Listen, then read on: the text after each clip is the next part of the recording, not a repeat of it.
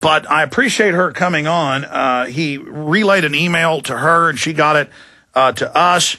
And so I called his lawyer, David Hammer's lawyer, Jesse Trenadue, and talked to his paralegals and confirmed that she's been a key Oklahoma City researcher who got in with Jesse Trenadue to get the signed affidavit from Terry Nichols, one of the co-conspirators on the Oklahoma City bombing, that yes, McVeigh was a government operative and told him he was an operative. Then we separately have police, military, other testimony. We've gotten secret federal documents that Trenadue has sued in federal court to be released, where the head of the FBI anti-terror force was in Oklahoma City and lied about it and was intimately involved. I've interviewed people that survived in the Alfred P. Murrah building 15 years ago, like Jane Graham. I'm just recapping this, who saw McVeigh and military operatives in there as maintenance people, planning gray sticks of butter. She thought they were working on the telephones. I mean, it goes on and on. This was a government operation. So to even get into Oklahoma City, it almost does it disservice to just briefly talk about it, but that's all the time we have today. Now, Mr. Hammer hadn't been allowed to do interviews, which, when I have the federal court rulings, is unconstitutional, for 11 years. The last interview he did was with the L.A. Times. And, of course, he talked and was, with McVeigh for years, and before they even built the Terre Haute, Indiana Federal Execution Center. He was at the previous federal facility where they were holding him before that, and McVeigh told him all this. He's written 2 books on the subject. Margaret-Roberts, a journalist who wrote the preface for Hammer's 2004 book, Secrets Worth Dying For, Timothy-McVeigh, and the Oklahoma City bombing. We were contacted by him, and so I talked to the law office and others, and they marched into Hammer, and we have his whole account. Now he's been put on lockdown and solitary confinement. They took away his phone privileges where he's allowed to call. That's why you didn't, hear the background noise of this is a correctional facility, because it was his private, legal call. But he was able to get through to us on that system. And this really fell in our lap. I mean, I knew about Hammer, and I knew about the Oklahoma City information. And I knew that he'd done an interview a few weeks before on Anti-War Radio, which is a pretty big website.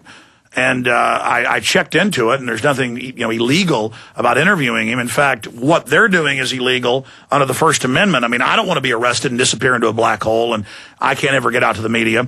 But they did come and grab him, and he is fearing for his life, and they told him they wanted to take him to an unscheduled middle-of-the-night medical exam, but he refused, and you do have control over yourself in medical issues. It's one of the few rights you still have on death row.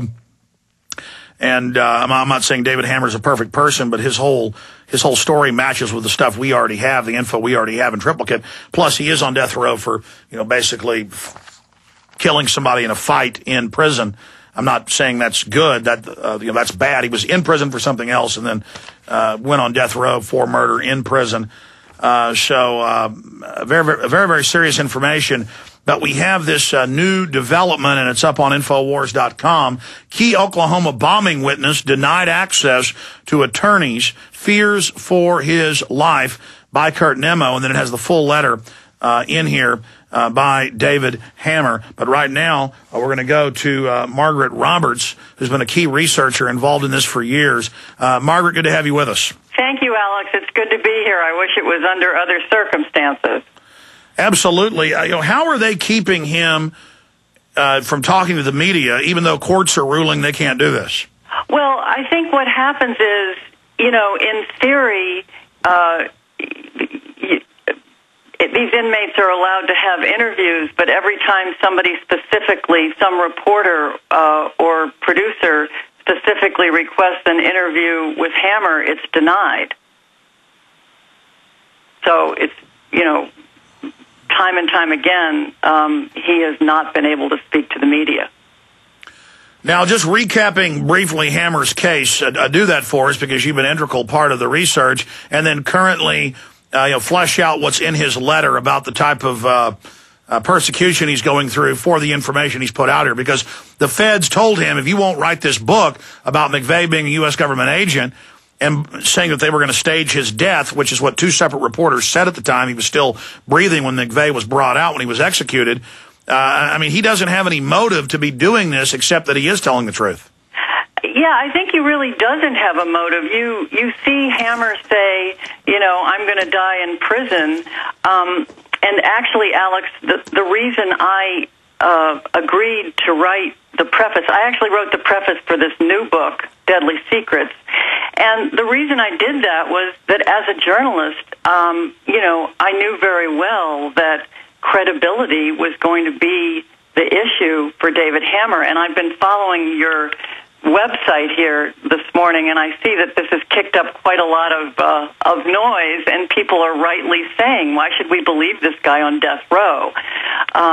As I wrote in my preface, as a reporter in Chicago, I broke a big story way back in the 1980s about an innocent prisoner on death row, and he was proved to be innocent, and the real killers were discovered, and he walked free. And to me, the lesson was, yes, you have to exercise great scrutiny when you examine a story that's coming off death row, but at the same time, Alex, the truth can come off death row. So that was the lesson there for me. I was a producer for America's Most Wanted, and in 2005 started looking into this Oklahoma City bombing from the fugitive aspect, John Doe number 2. I know you've covered this. That's when I ran into Jesse Trinidu and David Hammer's interviews with Timothy-McVeigh, and the possibility that Jesse Trinidu's brother Kenneth, who was a mysterious prison suicide in quotation marks, that he may have been linked to the bombing. So that's how I became involved in this research. And through it, now for several years, have watched as Jesse Trinidu and David Hammer have collaborated, and then David, has been off on his own paths, and find it very impressive what David has synthesized from his own researches, conducted from, of all places, his cell in death row, as well as covering what Jesse's done, what the excellent investigative reporter J.D. Cash did too. So, and through this period, Alex, Hammer has been volunteering to step forward and tell his story. I noticed that one of your writers to the website this morning was commenting on the demeanor, the tenor of Hammer's presentation to you in that excellent hour-long interview you did last week. The human voice tells a lot about credibility. That's all Hammer has ever asked to do, is to step forward and tell his story.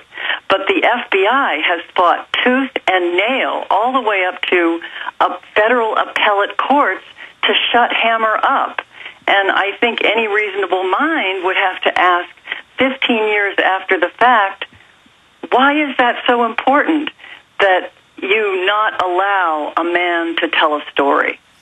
Well, even more than that, certainly there's a cover-up going on, and they're fighting very hard to continue it. But everything he's been saying years later with Jesse Trinidu's lawsuits comes out in federal documents, comes out in major newspapers. It comes out that the feds were basically running Elohim City, that there were warnings, that the head of the FBI anti-terrorism group was there the week before and the day of the event and lied about it. He wasn't in Dallas. Absolutely. The list goes on.